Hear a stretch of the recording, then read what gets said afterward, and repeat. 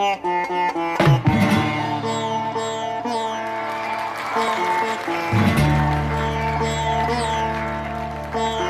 ne andavo nel buio da solo perché t'avevo detto addio. Mi sorpresi a parlare d'amore, d'amor col cuore mio.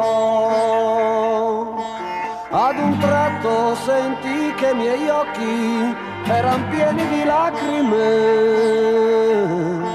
perché se interrogavo il mio cuore lui non rispondeva e moriva per te. Mi fermai sotto un triste lampione, piangendo di disperazione. La mia vita passò in quel momento, fu come una canzone. Poche note felici e ridenti, con l'ultima più disperata. La tua voce veniva dal vento, danzava nell'aria e cantava per me. La canzone di tutta una vita non era finita e diceva così: se parli al cuore e il cuore non ti risponde, no, non vuol dire che non ti sente. Se il cuore non risponde è perché piange. Se piange il cuore sai che piange per amore.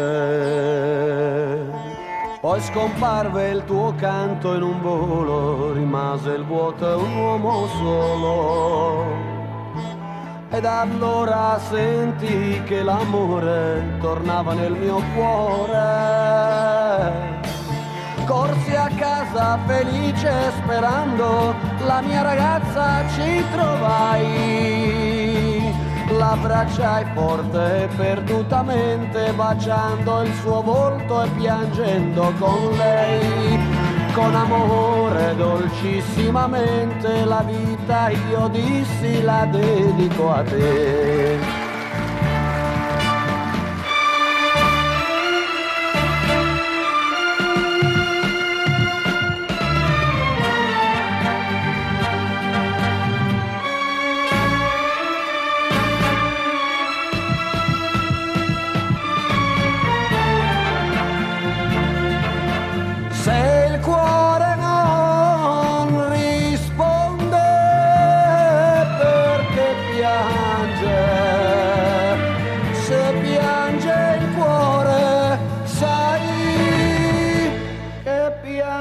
Per amore.